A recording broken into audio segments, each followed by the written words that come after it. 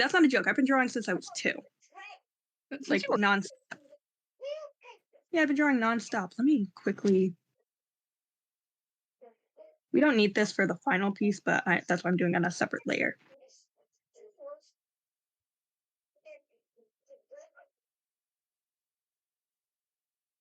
Mario's been turning out mad good recently, so I'm surprised.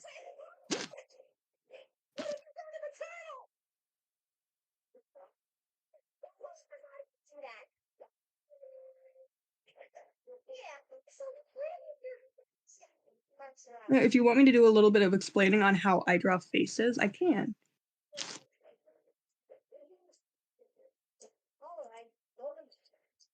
Damn it, it's silent here. Yeah, it really is.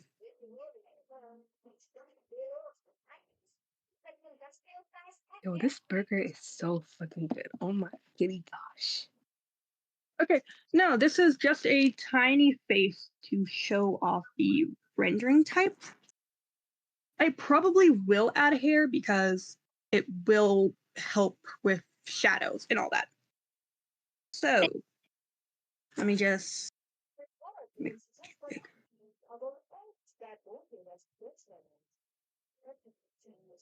Copy. Move over here.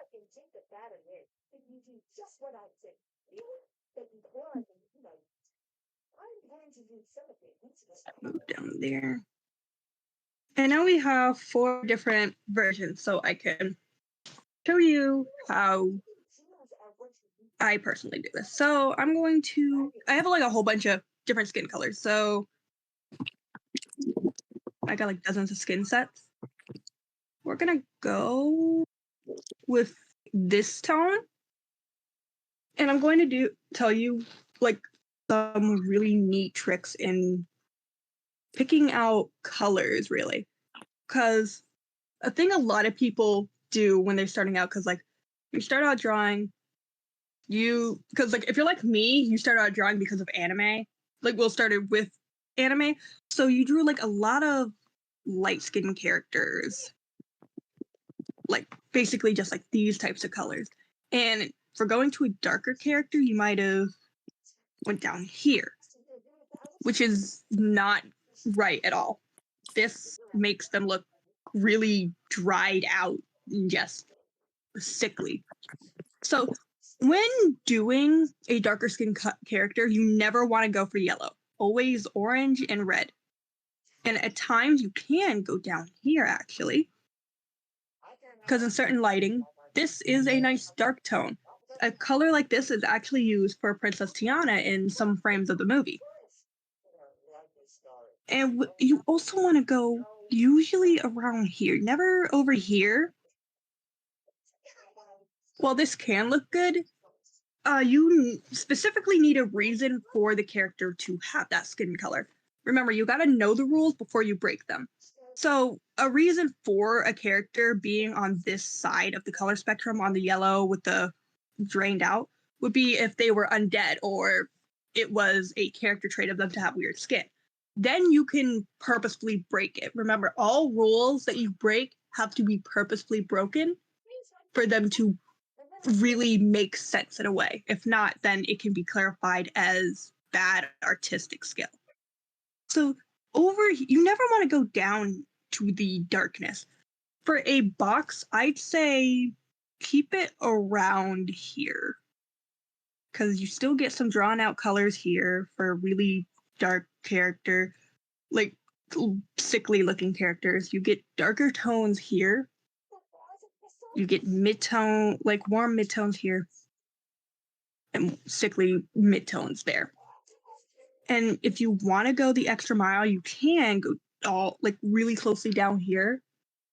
But that is really difficult to try to work with.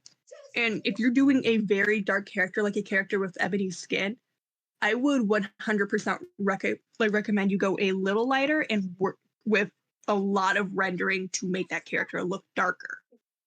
Because if you try to build up color on a very dark color, it's not going to work at all. And it's going to look very drawn out and almost like a racist caricature. All right, so with our color here, I'm just gonna lay down a foundation. Now, I'm going to start with my rendering style because that's the one I know by heart. I say as I forget it quite often.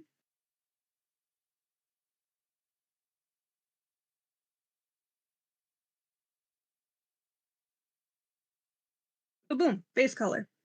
Now, when I'm doing my rendering, I'm also going to be showing you all the colors used for this style of rendering, so you can basically get a basic gist of what you need. When I'm doing my rendering, I always do it on a separate multiply layer.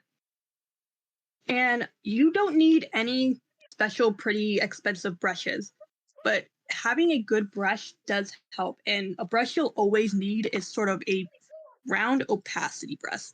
Those you'll always need no matter what you're doing. So I will lay down color on the cheeks specifically, on the nose,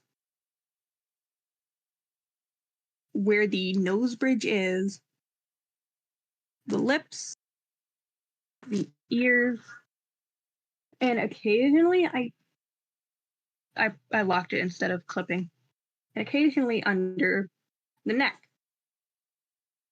Now you can already tell that's starting to have dimension without even blending it out. And you don't need a good blender either. Personally, I've been mad obsessed with this Painterly blender. And some blenders I recommend, the Painterly blender actually came with the program itself. I recommend Momo Snowco, Momo Smoothie. If you know how to make brushes, I do not mind sending the brush ways, like the brush types. So what you're going to do is the shadow is going to get darker at the deeper points of the face. So that would be at the corner of your eye, right where the pink part is, because that's where that's where the deepest part is. So you're going to blend outward towards the other side of your eye. And you can cut here by blending it to make it look more uniform. And you do that on both sides.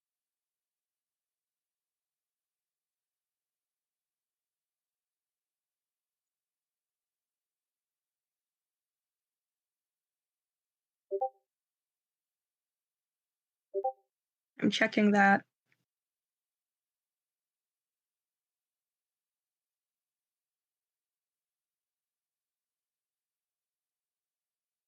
And for the cheeks, I recommend a circular blending motion when you're getting all the color down, because it helps make things a bit like it makes it less harsh, because here you can see the obvious strokes of where I was going, but here they look more watercolor like, despite not using a watercolor brush. And you do the same thing here.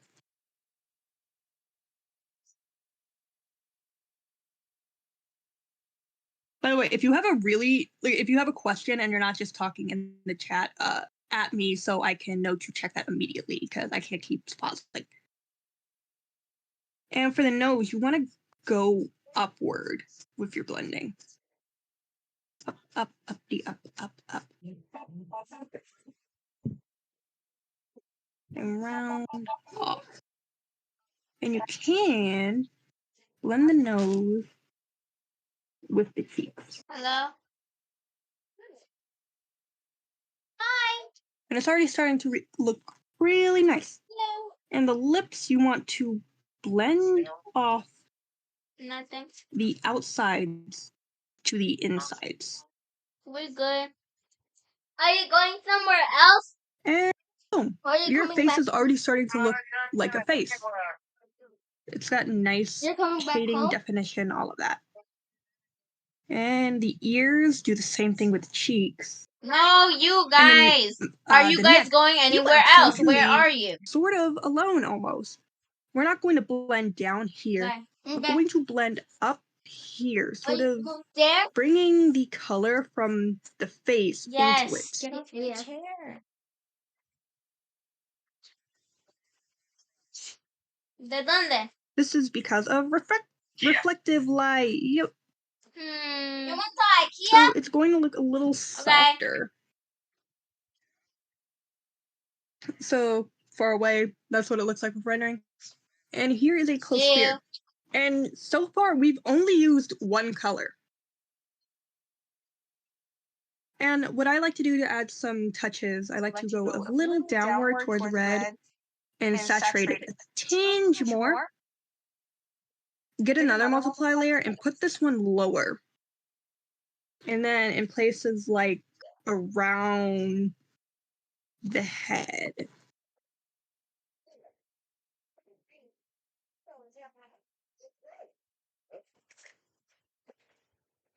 And then, oh, that did not, my brushes did not switch. And then blend that out. Blend around. And you really don't want the color to be like, you don't want a line.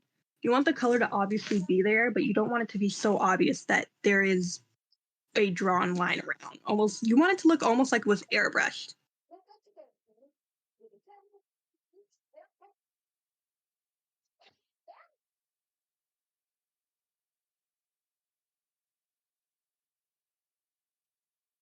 And you can also